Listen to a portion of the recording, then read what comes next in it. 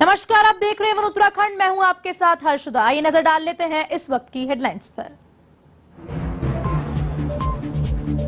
CM Dhami की अध्यक्षता में मंत्रिमंडल की बैठक आज। कई प्रस्तावों पर लग सकती है मोहर। नगर पालिकाओं और नगर पंचायतों में स्वकर प्रणाली का आ सकता है प्रस्ताव।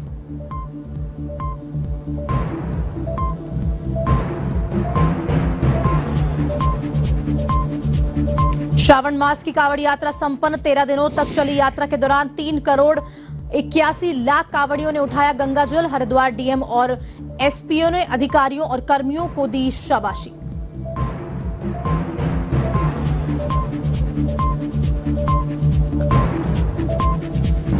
कोटद्वार के काशी रामपुर मल्ला में रिश्ते हुए शर्मसार। अवैध संबंध के चलते देवर संग मिलकर पति की हत्या। मुकदमा दर्ज, भाई गिरफ्तार, पत्नी हुई फरार।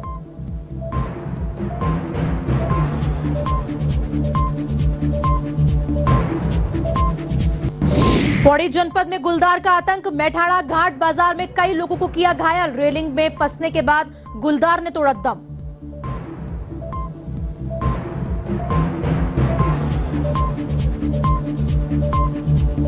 उत्तराखंड में आफत की बारिश। 4 पहाड़ी जिलों में भारी बारिश का येलो अलर्ट जारी। तो आपदा प्रबंधन से जुड़े अफसरों को सतर्क रहने के आदेश। वहीं प्रदेश में कुल 146 सड़कें बंद।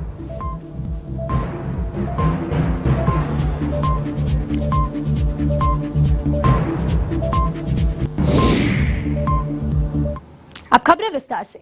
मुख्यमंत्री पुष्कर सिंह धामी की अध्यक्षता में आज प्रदेश मंत्रिमंडल की बैठक होगी। आपको बता दें, बैठक राज्य सचिवालय के विश्वकर्मा भवन में स्थित वीर चंद्र सिंह गढ़वाल सभागार में शाम 5 बजे होगी। सूत्रों के मुताबिक बैठक में नगर पालिकाओं और नगर पंचायतों में स्वकर प्रणाली लागू करने का प्रस्ताव भी आ सकता है। आशासकीय विद्यालयों में शिक्षकों की भर्ती के लिए अलग से चयन आयोग के प्रस्ताव के लिए बैठक में आने की संभावना है और कास्ट आधारित उद्योग के संबंध में भी चर्चा हो सकती है।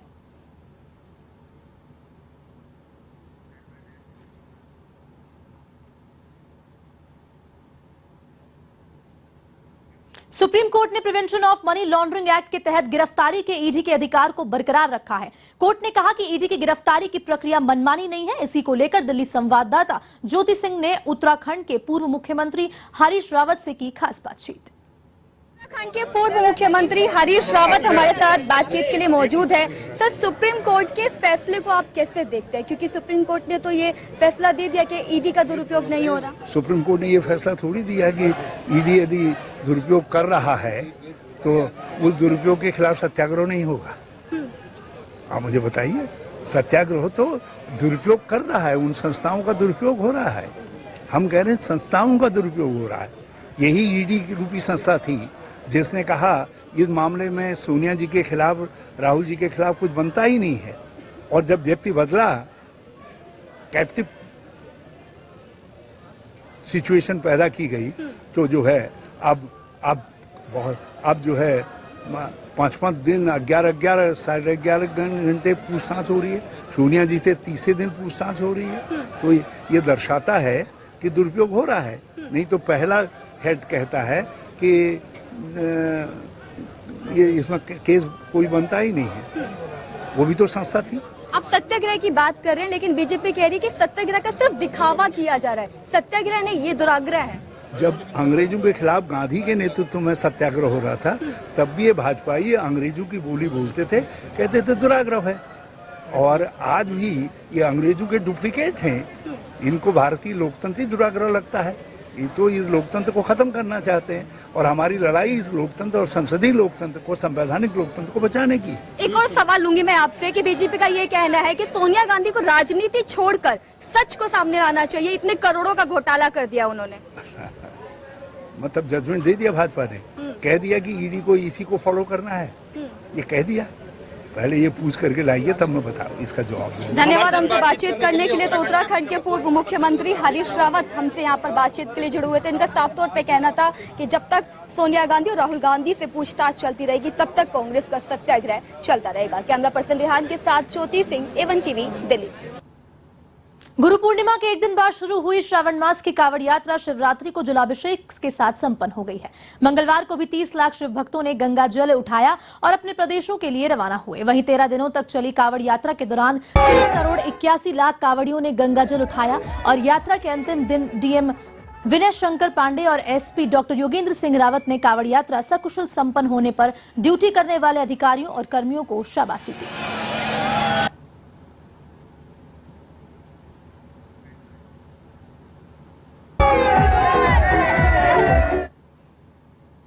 देहरादून जिलाधिकारी सोनिका पद संभालने के बाद लगातार शहर का निरीक्षण कर रही हैं। इसी को लेकर जिलाधिकारी सोनिका ने तहसील का औचक निरीक्षण किया और साथ ही साथ उन्होंने तहसील की व्यवस्थाओं का जायजा लिया। उन्होंने अधिकारियों को निर्देश देते हुए कहा कि जनता को दिक्कतों का सामना न करना पड़े। इसको लेकर उन्होंने अधिकारियों को सख्त हिदायत दी है। उन्होंने ये भी कहा कि जो लोग तहसील में आय प्रमाण पत्र, जाति प्रमाण पत्र या किसी भी समस्या को लेकर आते हैं, उसका निस्तारण शीघ्र से शीघ्र होना चाहिए।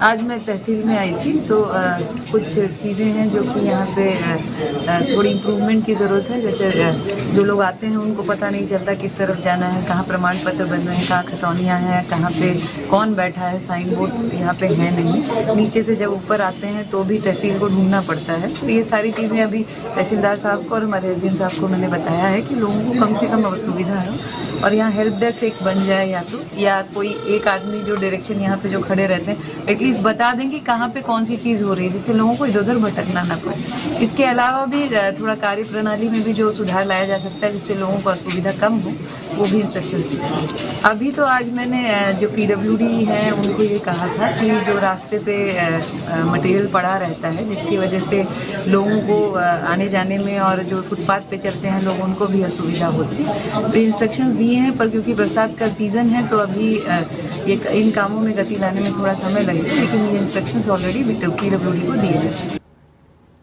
उत्तराखंड में अधीनस्थ सेवा चयन आयोग में भर्ती घोटाले के बाद कांग्रेस राज्य सरकार पर हमलावर है, जिसे लेकर कांग्रेस कार्यकर्ता प्रदेश भर में विरोध प्रदर्शन कर रहे हैं। इसी कड़ी में हरिद्वार में भी कांग्रेसी कार्यकर्ताओं ने सरकार के खिलाफ नारेबाजी की और पुतला दहन किया। उन्होंने कहा कि राज्य सरकार को मामले में उच्च स्तरीय जांच करनी चाहिए और साथ ही साथ उन्होंने मामले में उग्र प्रदर्शन करने की भी चेतावनी दी है। ये पुतला दहन भाजपा सरकार की जो भ्रष्टाचार समर्थक नीतियां हैं और जिस प्रकार से प्रदेश को पहले तो केंद्र सरकार ने और राज्य सरकारों ने नौकरियां ही खत्म कर दी। जो थोड़ी बहुत ही नौकरियां कभी किसी डिपार्टमेंट में निकलती हैं उनमें 15-15, 20-20 लाख रुपए लेके राज्य सरकार भर्ती कर रही। तो गरीब आदमी कहाँ से लाएगा, कहाँ से उसे नौकरी कैसे कर पाएगा? जो पैसे वाले घर का है उसे ही मिलेगी नौकरी। ये मामला 15-15 लाख रुपए में पेपर लीक का है, जो कि VPDO भर्ती घोटाला है, जो कि शिक्षा विभाग में भर्ती घोटाला है। ये सरकार डबल इंजन सरकार, जो जीरो टॉलरेंस की सरकार अपने आप को कहती है, ये युवाओं के साथ खिलवाड़ कर रही है। गरीब का राशन जहां एक और छीना जा रहा है उस पर GST लगाया जा रहा है। पेपर लीक करा के उनकी भर्ती में यह सहायक साबित हो रही है, जिसे कांग्रेस बिल्कुल बर्दाश्त नहीं करेगी। कांग्रेस आज सड़कों पर उतरी है। धामी सरकार ने इस और जांच नहीं बिठाई और उनकी भर्तियां रद्द नहीं करी तो कांग्रेस इससे भी बड़ा उग्र प्रदर्शन करने को बाध्य होगी। उत्तराखंड के कोटद्वार में कांग्रेस प्रदेश अध्यक्ष करण मारा के निर्देश पर कांग्रेस कार्यकर्ताओं ने प्रदर्शन किया। बता दें, शिक्षा विभाग और खनन विभाग में हो रहे भर्ती घोटालों के विरोध में कांग्रेस ने तहसील के पास प्रदेश सरकार का पुतला फूंका। इस दौरान उन्होंने VPO और अन्य पदों के लिए हुई भर्ती परीक्षा में 15 लाख में पेपर बेचने का खुलासा और खनन विभाग में अवैध खनन को लेकर हो रहे घोटाले को लेकर विरोध जताया।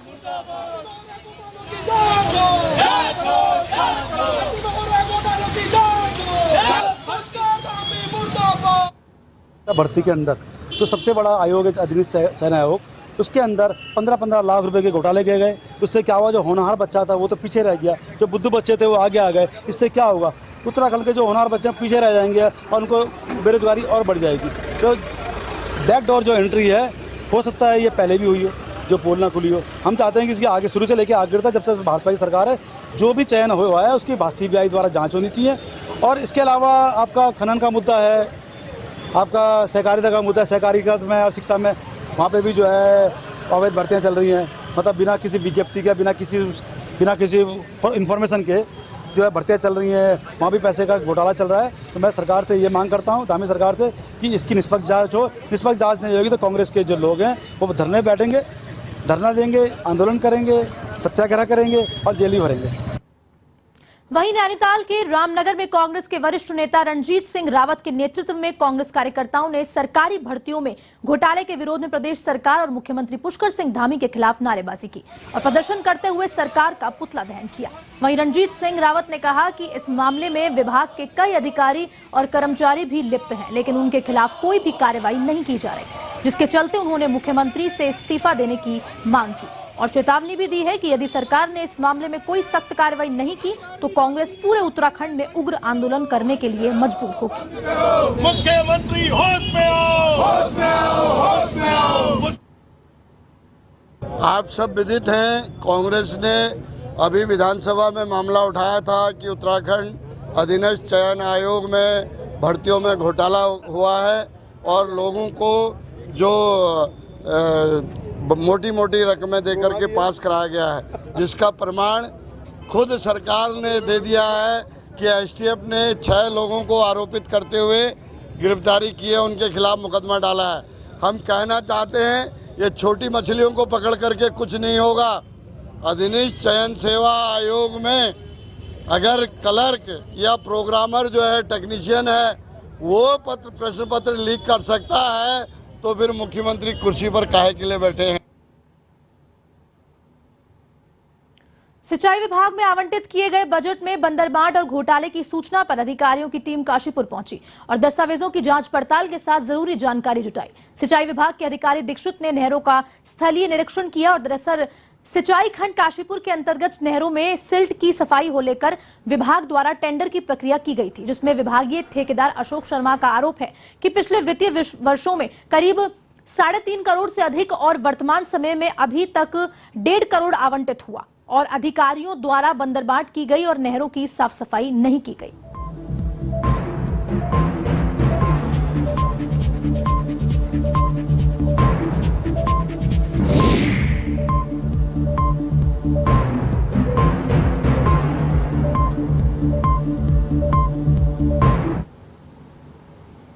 काशीपुर में पहले भी 4-5 साल से लगातार पहले भी एसआईटी की जांच चल रही है। कई करोड़ों रुपए का पहले भी इसमें घोटाला हो चुका है और ठेकेदारों की लगातार पेमेंट पहले की भी पुरानी रुकी हुई है, काफ़ी एसआर में रुकी हुई है, एआर में रुकी हुई है, देवी आपदा में रुकी हुई है। इसके अलावा फिर जो ठेकेदारों ने जो पुराने काम कर रखे हैं, छोटे छोटे ठेकेदारों ने, वो बेचारे पैसा कोई कहीं से लाए, कोई कहीं से लाए, कोई बड़ी मुश्किल से पैसा इकट्ठा करके अपने परिवार को चलाते हैं। उन लोगों का पुराना भुगतान नहीं करा गया और जो करंट में जो नए अधिकारी आए हैं, कुछ अधिकारियों ने यहाँ से रिलीव होना था, वो आपस में बंदरबांट करके पैसे को सारे को खा गए और किसी भी नहर में कोई सफाई नहीं कहीं की गई और किसी नहर पे कोई दराती तक नहीं लगी। जसपुर ब्लॉक और काशीपुर ब्लॉक जो और कंप्लेंट रह गई हुई है वो भी मैं कल तक पूरी तैयार करके प्रेस में भी जारी करूंगा। और है उधम सिंह नगर के बाजपुर में बुक्सा जनजाति के लोगों में प्रोफेसर अजय रावत द्वारा लिखी गई किताब के खिलाफ आक्रोश व्याप्त है, जिसके चलते बुक्सा जनजाति के लोग बाजपुर की अनाज मंडी में एकत्र हुए और अजय रावत के खिलाफ जमकर नारेबाजी की। इसके बाद राज्यपाल और राष्ट्रपति के नाम एसडीएम को ज्ञापन भी सौंपा।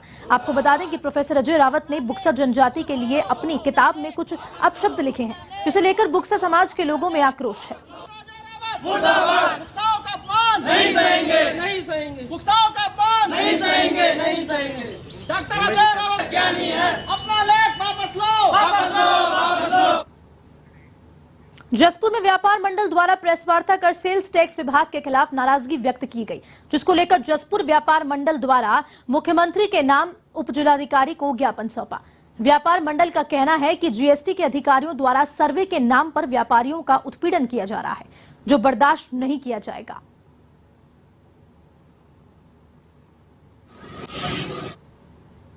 माननीय मुख्यमंत्री जी को प्रेषित एक ज्ञापन एसडीएम महोदय को दिया है।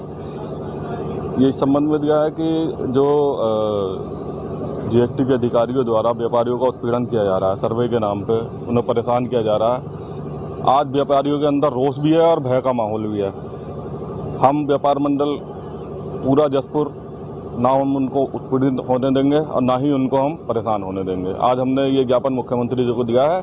अगर वो इसका संज्ञान लेते हैं तो अच्छी बात है, नहीं लेते हैं तो हम परसों को जीएसटी का पुतला दहन करेंगे और प्रदेश व्यापी बंद का आह्वान करेंगे। मंडल ने मुझे ज्ञापन दिया हुआ है जिसमें कि जीएसटी सर्वे को बंद करवाने की मांग की गई है माननीय मुख्यमंत्री जी से। अभी मैंने ज्ञापन लिया है और मैं इसको आज ही जिलाधिकारी महोदय को प्रेषित कर दूंगी और उसके बाद वो जहाँ पर है वहाँ चला जाएगा और उम्मीद है कि नियमानुसार कार्रवाई की जाए। ऊधम सिंह नगर जिले के किच्छा में बीजेपी जिला अध्यक्ष विवेक सक्सेना ने व्यापारियों के साथ बैठक आयोजित की, जहां उन्होंने व्यापारियों की समस्या का जल्द ही जल्द समाधान का भरोसा दिलाया और बैठक में व्यापारियों ने जीएसटी विभाग के अधिकारियों पर औचक छापेमार कार्रवाई करने और व्यापारियों के उत्पीड़न का आरोप लगाया। इसी दौरान उन्होंने कहा कि बीजेपी शासन में किसी कीमत पर किसी भी व्यापारी का उत्पीड़न नहीं होने दिया जाएगा और भाजपा पार्टी पूरी तरह से व्यापारियों के साथ खड़ी है। जीएसटी विभाग के द्वारा कुछ दुकानों पे जाके, प्रतिष्ठान पे जाके चेकिंग करने का समाचार मिला, जिसके लिए ज्वाइंट कमिश्नर से वार्ता करी और व्यापारियों के साथ जीएसटी विभाग की बैठक कराई और उनकी जो शंकाएं थी विभाग की, व्यापारी भाइयों ने उनके संग बैठ के अपनी समस्या शंका का निवारण करा। व्यापारी को, ये हमारे जो व्यापारी हैं, कोई सब ईमानदार व्यापारी हैं, सब जीएसटी देते हैं, सबका जीएसटी में रजिस्ट्रेशन है और आजकल तो इतनी पारदर्शिता है कि कोई कुछ छुपा ही नहीं सकता, खरीदोगे तुरंत पोर्टल में आएगा। प्रदेश सरकार और भाजपा पार्टी पूरी तरीके से व्यापारियों के साथ है, किसी भी तरीके से किसी भी व्यापारी भाई का उत्पीड़न नहीं होता। देहरादून के विकास नगर में एक प्रतिष्ठित स्कूल के जल्दी छुट्टी करने का मामला थमने का नाम नहीं ले रहा।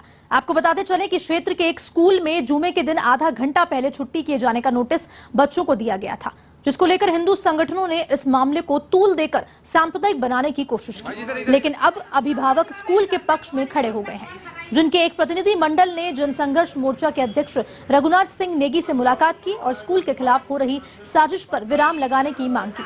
वहीं रघुनाथ सिंह नेगी ने कहा कि जल्द ही शिक्षा मंत्री और विभाग के आला अधिकारियों से मुलाकात की जाएगी और सांप्रदायिक माहौल खराब करने वाले लोगों पर सख्त से सख्त कार्रवाई की जाएगी। टेस्ट हुआ तो प्रिंसिपल ने पूछा कि ये बच्चा कहाँ से आ रखा है, इतना टॉप। मांग ये है कि ये जो राजनीति मुद्दा स्कूल के लिए बनाया जा रहा है, प्राइवेट एंजल स्कूल के लिए, इसको यहीं पे खत्म किया जाए, क्योंकि हमारे बच्चों का भविष्य इससे बहुत ज़्यादा प्रभावित हो रहा है। हम नहीं चाहते कि हमारे बच्चे के सर पर एग्जाम है, बच्चा घर आके बोलता है मम्मी डायरेक्टर सर के लिए ऐसा बोल रहे हैं, डायरेक्टर सर के लिए वैसा बोल रहे हैं। आप लोग ये बताइए कि बच्चे के माइंड में वैसे उसके दिमाग में कुछ नहीं होगा उसको लेकर, जाति को लेकर, लेकिन अगर ये सब बातें उसके दिमाग में जाएंगी तो नेचुरली सी बात है, प्रभावित तो होगा ही। मेरा बच्चा 8 साल से वहाँ पे पढ़ रहा है, ये लोग पहले भी नोटिस देते थे। आज इस नोटिस को आपने इतना बड़ा मुद्दा किस लिए बनाया है? और स्कूलों में भी तो सैटरडे को हाफ डे होता है, क्यों नहीं आप लोग मुद्दा बना रहे हैं? प्राइवेट एंजल स्कूल जीवनगढ़ के उसके अभिभावक हैं, एक डेलीगेशन है और इन्होंने मांग पत्र इस बात को लेकर के आक्रोश भी प्रकट किया है और उनकी पीड़ा भी है कि जो ब्राइट एंजल स्कूल में तमाम संगठनों द्वारा एक विवाद पैदा करके जो स्कूल की छवि को धूमिल करने का काम किया जा रहा है, छात्रों के भविष्य को बर्बाद करने का काम किया जा रहा है। अगर हमारा इसमें ये भी कहना है कि अगर कोई कार्रवाई होती है बाय द वे तो इन बच्चों का क्या होगा, ये सारी की सारी बहुत चिंताजनक बात है। इस बात को लेकर के अभी मैंने डीजी जो विद्यालय शिक्षा उनसे बात की, बंशीधर तिवारी जी, उनको पूरा मैंने प्रकरण अवगत करा दिया है कि ये बेवजह कोई इश्यू नहीं, कोई बात ही नहीं है कि जिस तरह से इस स्कूल को बदनाम किया जा रहा है। हमारा ये कहना है जनसंघर्ष मोर्चा इन तमाम अभिभावकों के साथ है, उन तमाम छात्रों के साथ है जिनका उत्पीड़न किया जा रहा है और हम इसमें बिल्कुल भी इनका उत्पीड़न बर्दाश्त नहीं करेंगे। इस बात को लेकर के मैं कल धन सिंह रावत जी जो विद्यालय शिक्षा मंत्री उनसे भी मिलूंगा और जो सचिव हैं इसके रविनाथ रमन जी, उनको भी हम पूरा मामला बताएंगे कि विद्यालय में जो माहौल एक तैयार किया जा रहा है गलत तरीके से विद्यालयों को बदनाम करने की जो साजिश की जा रही है, ये रोकनी चाहिए और ये कतई भी स्वीकार करने योग्य नहीं। पौड़ी जनपद की चौबट्टा खाल मैठाणा घाट बाजार में गुलदार का आतंक देखा गया। स्थानीय व्यापारी का कहना है कि गुलदार के कारण बाजार बंद कर दिए गए हैं और गुलदार ने 2 लोगों को घायल भी कर दिया है, लेकिन जानकारी के अनुसार गुलदार ने उधर उधर भटकने के बाद और रेलिंग में फंसने के बाद दम तोड़ दिया।